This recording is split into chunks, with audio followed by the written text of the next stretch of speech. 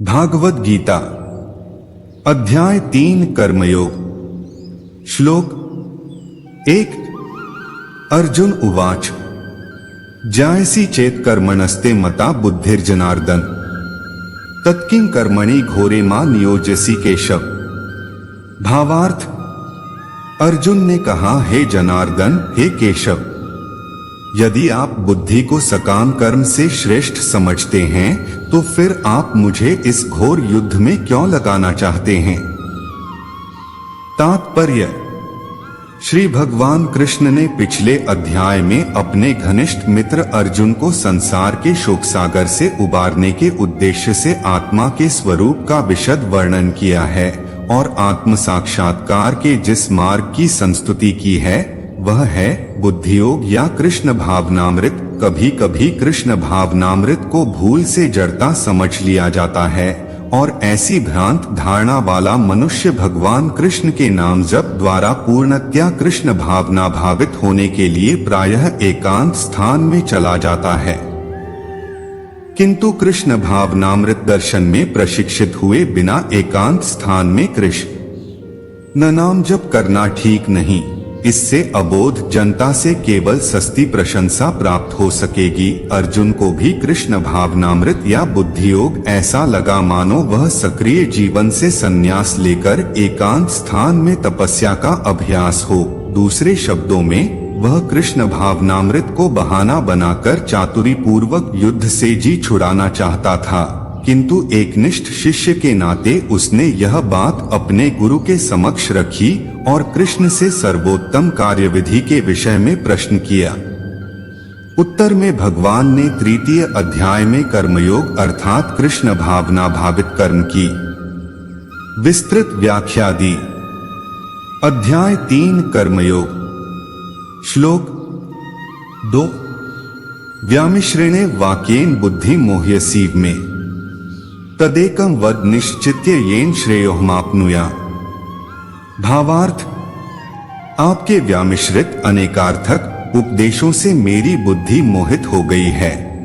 आप कृपा करके निश्चय पूर्वक मुझे बताएं कि इनमें से मेरे लिए सर्वाधिक श्रेयस्कर क्या होगा। तात्पर्य, पिछले अध्याय में भगवद गीता के उपक्रम के रूप में सांख्य योग, बुद्धि योग, बुद्धि द्वारा इंद्रिय निग्रह, निष्काम कर्मयोग तथा नवदीक्षित की स्थिति जैसे विभिन्न मार्गों का वर्णन किया गया है, किंतु उसमें तारतम्य नहीं था। कर्म करने तथा समझने के लिए मार्ग की अधिक व्यवस्थित रूपरेखा की आवश्यकता होगी। आथ अर्जुन इन भ्रामक विषयों को स्पष्ट कर लेना चाहता था, जिससे सामान्य मनुष्य बिना किसी भ्रम के उन्हें स्वीकार कर सके। यद्यपि श्री कृष्ण वाक्चातुरी से अर्जुन को चकराना नहीं चाहते थे, किंतु अर्जुन यह नहीं समझ सका कि कृष्ण भावनामृत क्या है, जड़ता है या कि सक्रिय सेवा। दूसरे शब्दों में, अपने प्रश्नों से वह उन समस्त शिष्यों के लिए जो भगवद गीता के रहस्य को समझना चाहते थे, कृष्ण भावनामृत का मार्ग प्रशस्त कर रहा है। अध्याय 3 कर्मयोग। श्लोक 3। श्री भगवानुवाच लोकेस्मिन् द्विविधा निष्ठा पुरा प्रोक्ता मया नघ ज्ञानयोगेन सांख्याना कर्मयोगेन योगिना। भावार्थ, श्री भगवान ने कहा, हे निष्पाप अर्जुन, मैं पहले ही बता चुका हूं कि आत्म साक्षात्कार का प्रयत्न करने वाले 2 प्रकार के पुरुष होते हैं।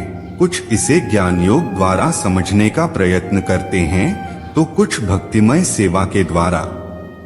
तात्पर्य, द्वितीय अध्याय के 39वें श्लोक ने 2 प्रकार की पद्धतियों का उल्लेख किया है, सांख्य योग तथा कर्मयोग या बुद्धि योग। इस श्लोक में इनकी और अधिक स्पष्ट विवेचना की गई है।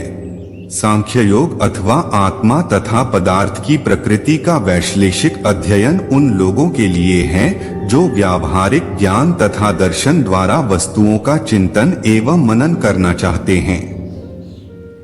दूसरे प्रकार के लोग कृष्ण भावनामृत में कार्य करते हैं, जैसा कि द्वितीय अध्याय के 61वें श्लोक में बताया गया है।